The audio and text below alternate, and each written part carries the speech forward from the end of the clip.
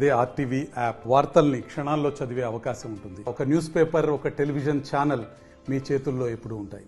ఖాళీ సమయం దొరికిందంటే చాలు పిల్లలు ఆడుతూనే ఉంటారు. వస్తువు ఏదైనా సరే దాంతో కాలక్షేపం చేస్తూనే ఉంటారు. ఇది తాజాగా రాజన్న సిరిసిల్ల జిల్లా సిరిసిల్ల పట్టణానికి చెందినటువంటి సంజీవయ్య నగర్లో లాఫియా అనేటువంటి చిన్నారి ఖాళీ బిందెతో ఆడుతూ తల ప్రమాదవశాత్తు ఆ బిందెలో ఇరుక్కుపోయింది. దీంతో విలవిలలాడింది.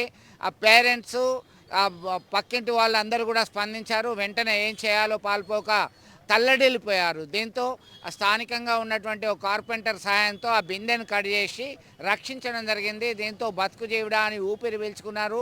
ఆ గంటన్నర 2 గంటల సమయం పాటు నరక యాతన అనుభవించింది. ఊపిరి సరిగా ఆడలేదు అని ఆవేదన వ్యక్తం చేస్తున్నారు. సిరిసిల్లలో ఈ ఘటన జరిగింది. తల్లిదండ్రులు తస్మాత్ జాగ్రత్త, మీ పిల్లలు ఎలాంటి వస్తువులతో ఆడుతున్నారు, ఏమైనా ప్రమాదం జరిగే అవకాశం ఉందా మీరు గమనిస్తూ ఉండాలని స్థానికులు హెచ్చరించినప్పటికీ ఇలాంటి ఘటనలు జరుగుతూనే ఉన్నాయి. మరిన్ని వీడియోస్ కోసం ఛానల్ ని సబ్స్క్రైబ్ చేయండి. లేటెస్ట్ అప్డేట్స్ కోసం వాట్సాప్ ఛానల్ ని ఫాలో చేయండి. అండ్ లింక్ డిస్క్రిప్షన్ లో ఉంది.